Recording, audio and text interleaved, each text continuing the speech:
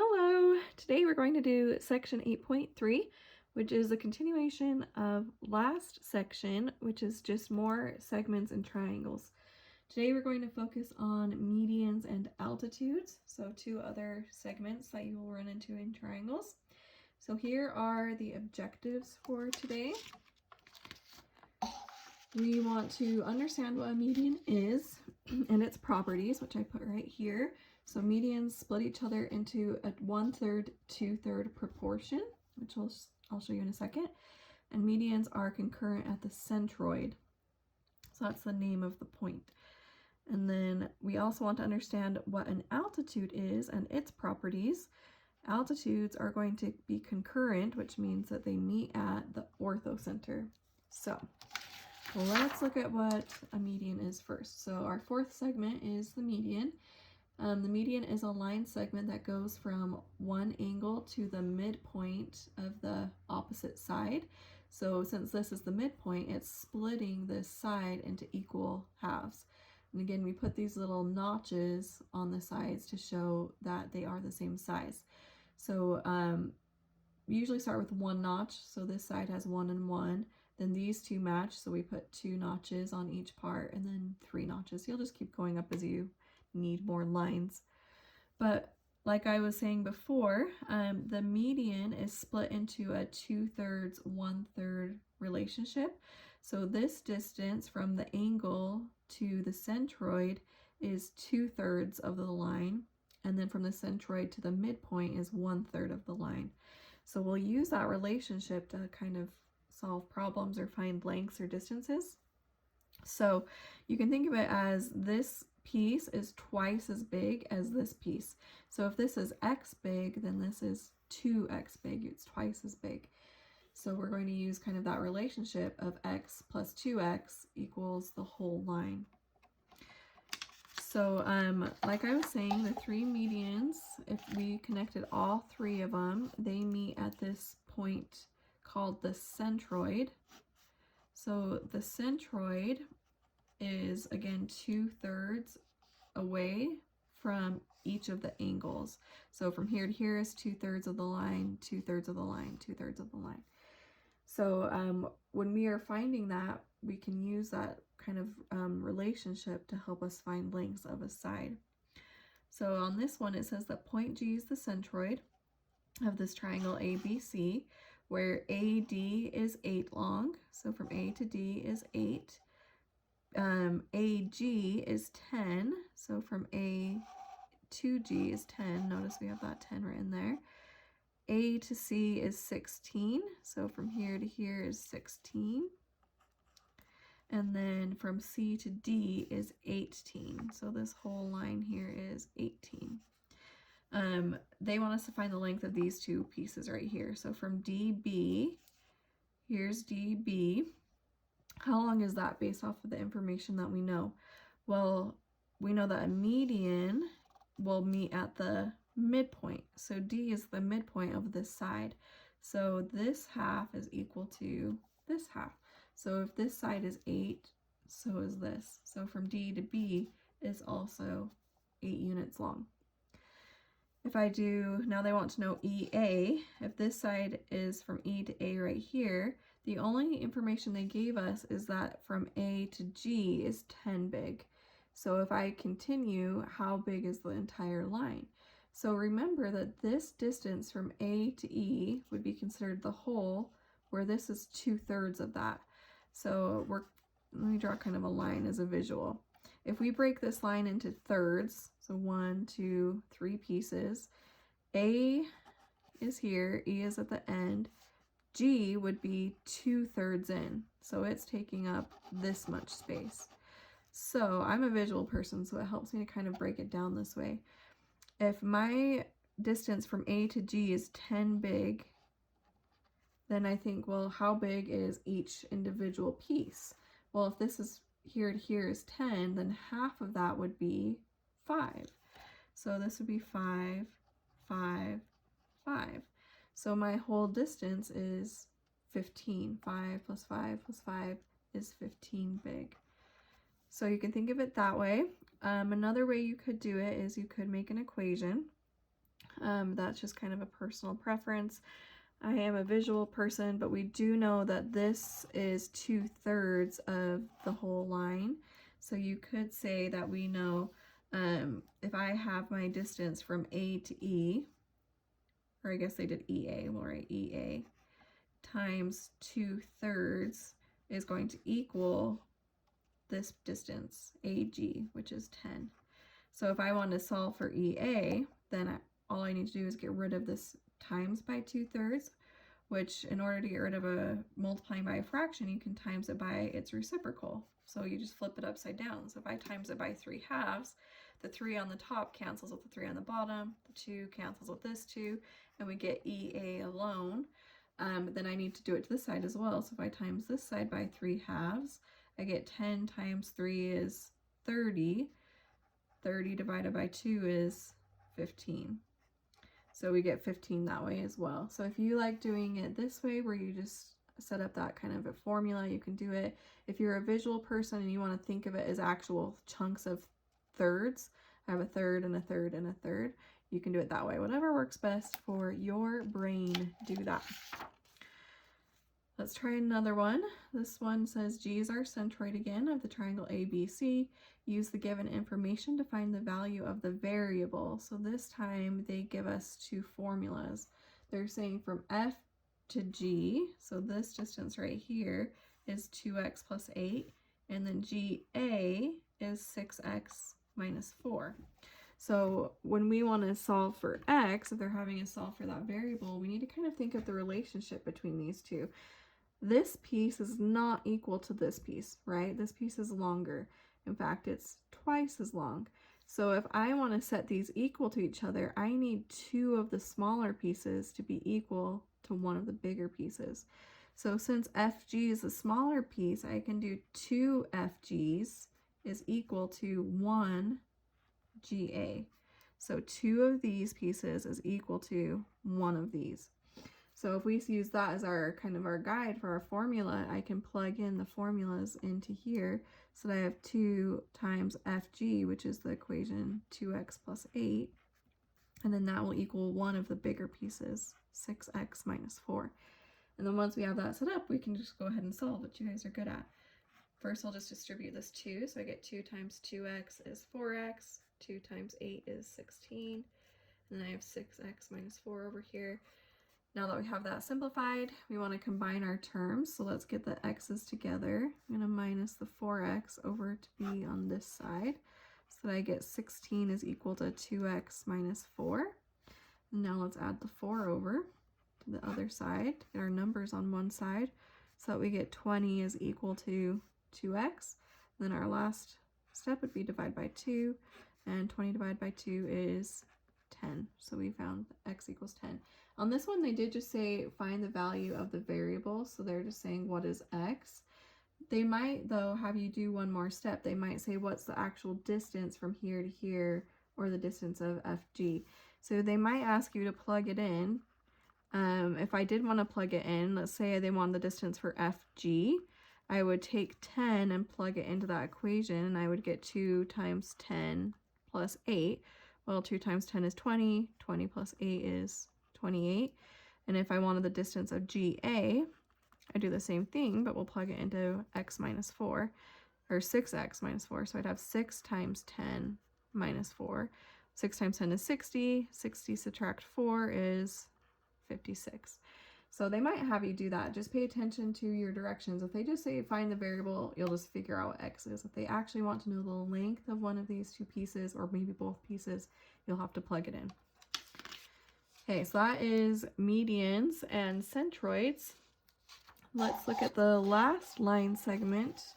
Segment number 5 is altitudes. You've probably heard this word already. An altitude is a line or a line segment that intersects the side of a triangle at a 90-degree angle and meets at the angle opposite. So it has to be meeting at that 90-degree angle. I have a lot of people get this one confused with the median because they're both coming from the angle to the opposite side. But remember, a median will meet in the middle, which on this side would be more about right here. altitudes don't meet at the middle of the line necessarily. They could, but it depends on where that 90-degree angle would meet.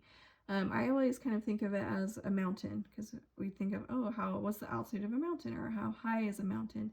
In order to measure a height, you need to go straight down to the ground at a 90-degree angle. We wouldn't be measuring at an angle to get the height. So think of altitudes as the height of a mountain. We want to bring it right at the 90-degree angle to the ground to get going straight up to the top of the mountain to get the height. If I drew all of the altitudes, so let's say I wanted this one would be, if I go at a 90-degree angle, oh, I'm so bad at drawing though. Let's say, ignore my bad drawing skills, about right there. And if this one is at a 90-degree angle, they meet at this point called the orthocenter. Lots of weird words for all these points. I know it's hard to keep them straight. So point of concurrency, that just means, it's a fancy way of saying where do the lines intersect, and that is the orthocenter. An important idea though, altitude goes from angle and it's perpendicular or 90 degree to the opposite side. It does not go to the midpoint. So again, don't get it confused with the median, which I see happen quite a bit. But with your altitudes, depending on the shape of your triangle, those orthocenters, these points where they intersect, can be in different places. I'm gonna try and draw this, but I'm not, again, a perfect artist. Depending on the type of triangle you have, that orthocenter will be in different places. So let's say I have an acute triangle. Again, acute means all of the angles are smaller than 90 degrees. So this would be an example of an acute one. If we have an acute triangle, those orthocenters, they are going to meet on the inside of the triangle, okay? So it will be inside. But let's say I have a right triangle.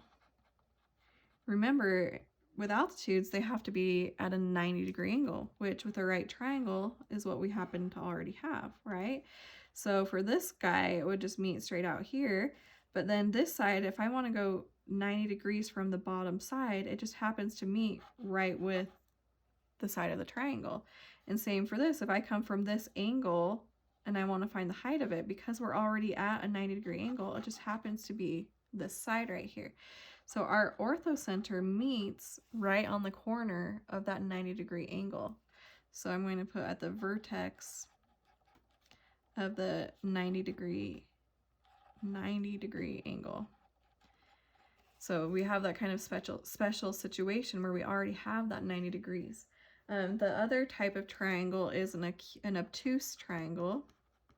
So remember, obtuse means it's going to have an angle that's bigger than 90 degrees. So you're going to have a wide angle. Probably should have given myself more space. With an obtuse triangle, the orthocenter actually ends up being on the outside of the triangle, because if I'm trying to find the 90 degree to this side, notice that if I extend this line going out, I'm not going to be able to hit a 90-degree angle from this corner until I meet right here. So the orthocenter is going to, that's probably still a bad drawing, be on the outside of the triangle.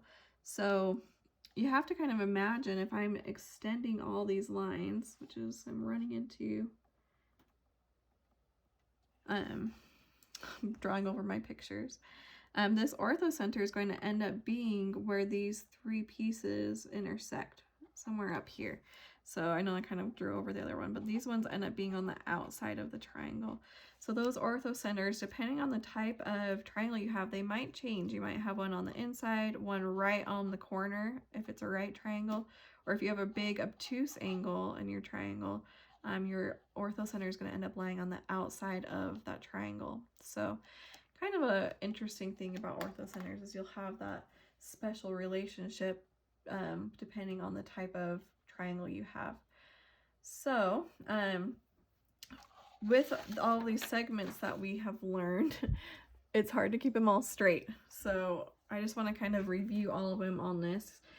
When you're given problems, they might just give you a triangle and not tell you what type it is. So you will need to remember what type each one is. Last time we learned three different segments. The first one was a mid segment.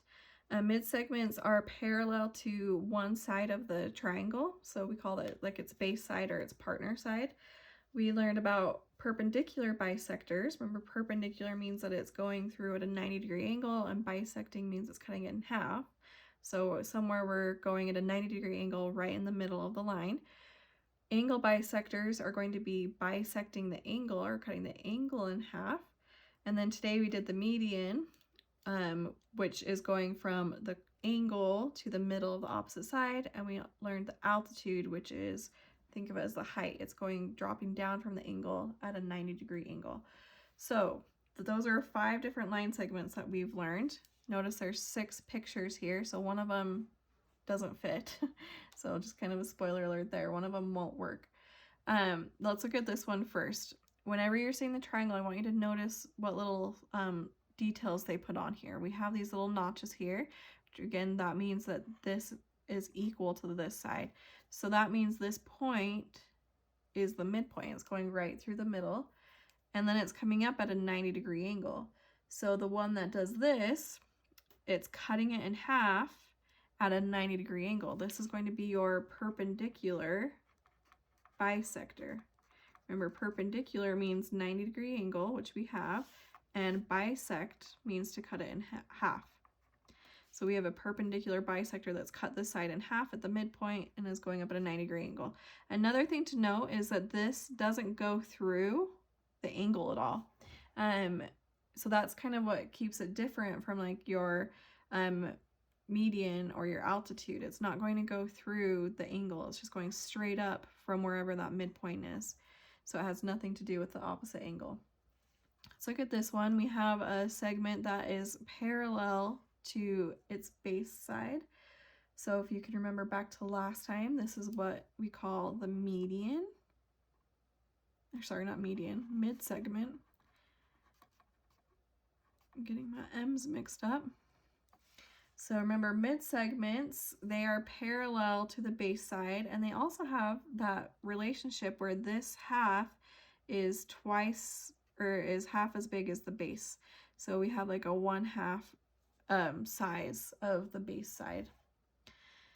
Okay, this one, notice we have these little arcs going through the angles and then this line coming out. So those arcs are saying that these two angles are cut in half. They're exactly equal to each other.